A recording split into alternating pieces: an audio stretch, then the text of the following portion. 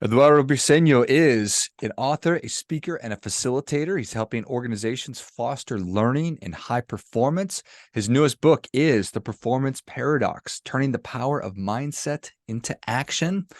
Welcome, Eduardo. Thank you, George. Great to be here. Yeah, excited to have you on. Tell us a little about your personal life, more about your work, why you do what you do. Oh, that's a long story. Personally, I am from Venezuela. I live in San Jose, California. I started my career actually in finance. I studied finance and chemical engineering and studied a couple of years in investment banking and venture capital. And ended up going to grad school and meeting a Stanford professor, Carol Dweck, who's a psychologist who first discovered the idea of growth mindset, which is the belief that we can change and how that affects us psychologically. And I became passionate about that. So that's what I've been doing ever since for the last 16 years. We can talk more about that, but why I do my work, it's, when I learned about her work, I realized how I had gotten in the way of my own goals. My own psychology had become problematic in different ways. And I realized how, a lot of people could have, similar insights. And so that got me in a journey in terms of figuring out how I can better grow and achieve my own goals, and then how to support other people to do the same. Well, I appreciate that. What did other people think? Because it sounds like you changed gears a little bit. What did other people think when I changed gears, when I left venture capital? Venture Well, capital or engineering, just the other things you were doing. yeah, no, I mean, I never practiced engineering, but I kind of started my career in New York City in investment banking, and then I joined the venture capital division there and ended up moving to Silicon Valley with that division. But when I left venture capital, my parents certainly couldn't understand that, because I was leaving a dream job, very, very high paying job. 3,000 Sand Hill Road is literally like the epicenter of venture capital in the world. And I also, I thought that was the dream job, and it was for some time. I think part of me, I had to let go of the ego that came, or like the identity. My identity was very much driven by my job and having a prestigious job. But I became sick. I became physically sick with something called myofascial pain syndrome, a repetitive strain injury, and that made me go on a journey to figure out what was going on with my body, which was hard to figure out. It was something that was really hard to diagnose, but I was losing function with my hands. I met people with the same condition who couldn't use their hands for more than 10 minutes a day, and I freaked out because I was 27 years old. I didn't know what to do without my hands. And I realized I had to learn a lot about nutrition, about exercise, about how to hold my body, sleep, but also I was feeling like I could do something that I found to be more meaningful to me, because at the time there was a lot of capital in the industry. I felt like whether I was working there or not, the great companies were going to be funded. Part of my job was to be on boards of directors and advise CEOs, but without very little experience, I felt like, very inauthentic, just giving advice, not knowing why it was good advice. And so there was a lot of stress and a lot of pretending. And I wanted to just make every day count in a different way. And I think I wasn't ready for something like venture capital at the time. So that's why I went to grad school to chart a different path. Well, I appreciate that. What a terrifying thing. Just start to Yeah. not being able to use your hands. Yeah, it was, because I didn't mind the pain. It was painful, but I was really used to just doing anything painful. I would do whatever it takes. But when I started meeting people who couldn't use their hands, that was very scary. And at the time, what was interesting was I thought it was a really horrible thing that was happening to me in my mid 20s, when everything else was going great. But looking back, it was such a great thing that happened to me, because it made me learn about health and change my lifestyle and find, first I healed completely, but I also probably prevented like a heart attack at some point, because I'm Hmm. just living so much healthier. And I found something that I'm really passionate about, that I love doing. So looking back, it was a tempest, but it was a tempest that led me to a much, shinier skies. Yeah, I appreciate that. All right. So you're motivated and inspired by your professor, you change gears, you go down this rough journey of healing your body and you do it, and then you're out working with people and you realize that we need to do less of. Yeah, well, the so the work of Carol Dweck is about whether we think of ourselves as natural such things, which is problematic. Like if we think where people are great leaders because they're natural leaders, then we stop trying to figure out how can I become a better leader. Or if we think numbers are things that come naturally to people and others can't learn numbers, then it prevents us from getting better at analysis or better understanding numbers or and so we have these kind of fixed mind about ourselves that get in the way. But what I realized at some point is that in order to be motivated and effective learners, we need to not only believe that we can change and develop, but we also need to know how. And I realized that I had this idea, this wrong idea about how to do it. I felt you just work hard. If you just work hard, you'll get better and you'll succeed. And I realized at some point that actually there's two different forms of hard work. There's a lot of research behind this. There's hard work to execute and perform, which is all I was doing. And I think what a lot of us are doing. And then there's also effort and strategies to improve or to innovate, to find new ways. And that involves leaping into the unknown. It involves asking questions, experimenting, listening, looking at our mistakes and talking about them. So there are different things than just focusing on our to-do list to get things done. And that's the core of my work. That's what the book is focused on, and what I focus on is in what ways are we only focused on getting things done, which is preventing us from getting more done, increasing our performance in work and life, because we're stuck at whatever our habits are, whatever our strategies are. That's what we continue doing. I was told a story years ago. It was the whole essentially, if you had an hour to cut down a tree, what would you do? And I think it was Lincoln. He said, I'd spend the first 30 minutes sharpening my saw. Yes. It's similar to Yeah. that. Instead of just trying to power through and do, it's let's make sure that, or I don't mean to put words in your mouth. What do you think about that? No, yeah, it is very much connected to that. I think that in some domains, spending 30 minutes, sharpening your saw or working your skills is a great privilege, it's a great opportunity, it can be very effective. But for most of us, we're really busy. We have a lot of things to get done. And so, if you're an athlete, then you have to spend, 30 minutes or a lot more working on your skills. But for most of us that are have a lot of things to do, our job involves lots of skills. The biggest opportunity is to shift the way we do things so that we do things with two goals in mind instead of one. Instead of just doing things with the goal of getting things done, we can get things done in a way that's also going to lead to insight and improvement and strategies and better teamwork. And that involves not just focusing on getting things done, but also changing something. If we're always doing every day the same thing in the same way, there's no way we can improve. In order to improve, we have to change. So we need to be changing something. We need to be experimenting. We need to be soliciting feedback is probably the number one strategy, right? Like whether it's from our colleagues or our customers. When things don't go well, we need to think about, hey, what led to this hiccup and what can I do differently next time? Because we don't learn from mistakes, we learn from reflecting on mistakes. And so we can gain so much by shifting the way we do things, and that doesn't take more time. And to your point, if there are times or habits that we can also build, to listen to some podcasts, to like read some books, or to take a class, to sharpen our saw in other ways, in more deliberate and devoted ways, that's great too. But for people who feel like that's not achievable yet, then shifting how we do things is a great opportunity. That makes a lot of sense.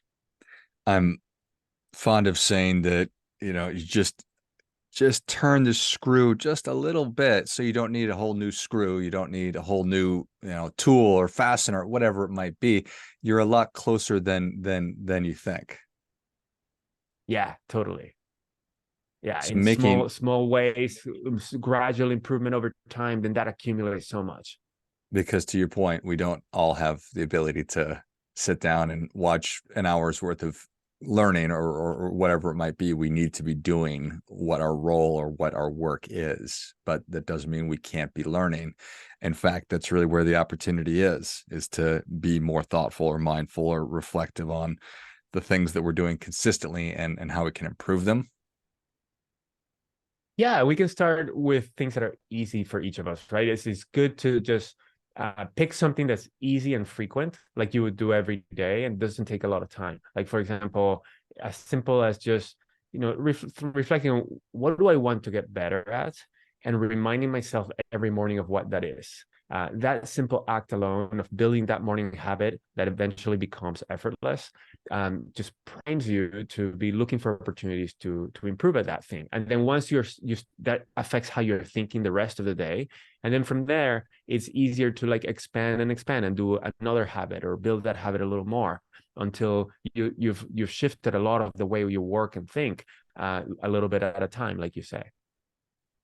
I just love that, setting the intention. And it's like, how do I improve my thinking? Is it possible to improve my thinking? Well, I'm doing it all the time. Aren't I always thinking? Well, yeah, sure, but there's so many different ways. And if you're thoughtful of it, what is it that I'm interested in getting better at? And if I'm focusing on that, if I'm taking that learner's mentality or that tinkerer's mentality, oh, I bet there's so many different ways. And then I could ask other people too. Absolutely. And when we ask other people, it's so powerful because they have different perceptions. They can see things through different eyes. They have different experiences. They have different skills. They have just more brain power, more brains, think, are smarter than one brain. Especially when we have different experiences and different skills. So soliciting feedback is the number one, number one powerful strategy. Why don't we do that more? Uh, I think a lot of us are fearful, right, of soliciting feedback because when we receive feedback of what we can improve, especially if we are in a fixed mindset, we're trying to, for me, for example, I was always trying to prove myself rather than improve. And so I didn't if I received feedback, somebody offered feedback to me, I would react defensively. I would say this is not true, or this person doesn't know what they're talking about. I would even kind of lie to myself and rationalize because I was trying to protect my ego, right? I was trying to say, I am talented, I am competent, as opposed to anybody can be more competent, anybody can continue to improve, right? Is the Olympic gold medalists work every morning to continue to get even better. And so that's what feedback is. Sometimes, some people are scared of snakes and other people aren't, right? Some people are even afraid of trees or chickens while others aren't. And so a lot of people are afraid of feedback because we perceive it as something that means that we are incompetent. But when we come to change our mental models to understand that feedback is something everybody can benefit from, including the best people in the world, then we want it, right? Then we can get into the habit of soliciting it. And one way to shift our thinking is to just get into the habit of soliciting it, like 3 times a week from different people. Then that helps us every time we're soliciting feedback. We're reminding ourselves this is good for me. And then when we hear how useful the information is, and sometimes it might resonate, or sometimes it might not. Sometimes we might act upon it. Sometimes we might not. But it's always information that's in the other person's head, so it's always useful, right? And so once we get to see that and experience that, then our fear, goes away, and we become a lot more comfortable with it. Some really powerful stuff. Focus on proving yourself rather than improving. I've never heard that before. I really like it. Yeah, it's like when we are thinking of ourselves as fixed, we focus on proving. And that's, I did that so much. Sometimes I still get into that in some situations. Like, if I'm I'm a public speaker, if I'm going into a conference, I'm in the green room with a bunch of experts in an industry that I know little about, then they're all talking about their own internal language and I don't know much about it. And then that shifts me into trying to prove myself. And so knowing that tendency, I remember, oh, this is an opportunity for me to learn about this industry. So then I ask questions and I listen, but understanding my tendency helps me remind myself of, oh, this is how I want to be thinking, this is how I want to be acting. So the more we are all in a fixed mindset some of the time. So for us, if we become more self-aware of that and our tendencies, then we can think about, how do I want to behave in these situations? And then we can better change our self-talk so that we behave the way we want to behave. That's going to better serve us. That makes sense. I also love the suggestion of making a habit out of soliciting feedback. Then it's just something that I do. And the first time, Yeah. sure, it's going to be, you're afraid to do it. You don't know what you're going to hear, so it's unknown and it's uncomfortable, and never done it before. It's like anything else. I'm just not good at it yet. But if I do structure that, so I do it 3 times a week or whatever it might be, what a powerful thing. Yeah, and it makes it easier to hear it because we are more in control. We're initiating the process. We're evoking confidence by saying, hey, I want your feedback, as opposed to when somebody gives us feedback when we haven't solicited it, where we've kind of changed our self-talk in order to solicit it. We also can solicit specific things that we're interested in, so the feedback's more useful.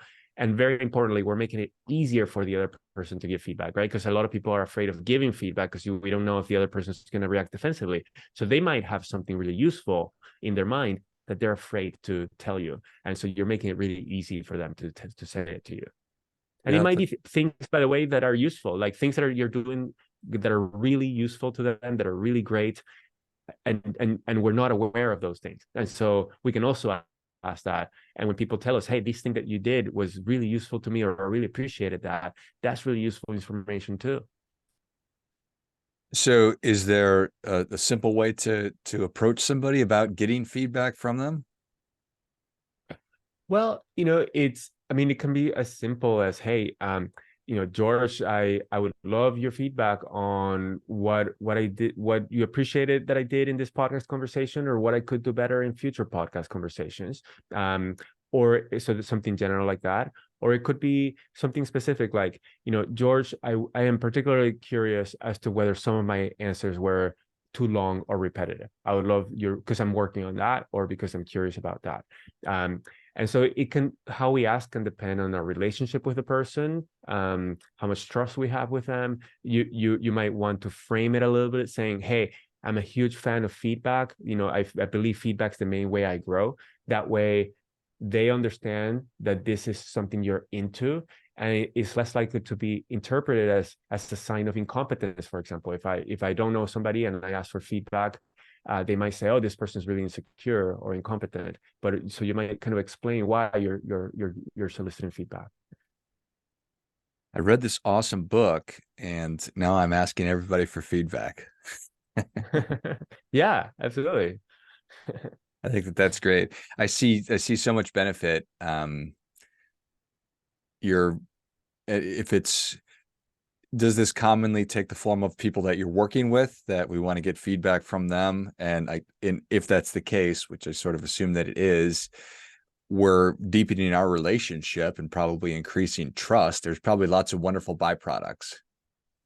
Totally. Yeah. I mean, I think our teammates are probably the most important source of feedback for the reasons you say. It builds a relationship, it builds trust, it builds a learning culture so that other people feel more comfortable soliciting feedback. And we are giving and receiving feedback on how we're collaborating with each other. What am I doing that's useful? What are opportunities for improvement in how we're working together? Maybe people might say, I think our meetings are too long, or I think our meetings are too short, or our emails are too long or short, or we don't have the right people in the meetings. There's like 1,000 ideas that people can share, and then we get to collaborate more effectively and in the ways that we prefer. So there's so many benefits. Absolutely. You've said two things that I'm unsure of. You said that people are scared of trees, so I don't know if that's a real Yeah. thing or not. And then you've said that somebody said, I think our meetings are too short. I don't know if anybody's ever said that either. I agree with that. I agree with the second. I did some research on what people are afraid of, and trees and forests were one of those things. Yeah. But I Interesting. agree with you on the meetings though. I'm of course just kidding. Well, Eduardo, thank you so much for coming on. Where can people learn more about you? How can they engage? And where can they get their copy of The Performance Paradox, Turning the Power of Mindset into Action? Sure. Thanks, George, for having me. The Performance Docs is available wherever books are sold, Amazon or anywhere else. And people can find me. My website is briceño.com, which is my last name, BRICENO.com. I have a monthly newsletter there and some resources for developing a growth mindset. And I'm active on LinkedIn as well. Excellent. Well, if you But enjoyed thank this you, much, George, for having me. This was great. yeah, for sure. If you enjoyed this much as I did, show Eduardo your appreciation and share today's show with a friend who also appreciates good ideas. Get your copy of The Performance Paradox wherever you buy books.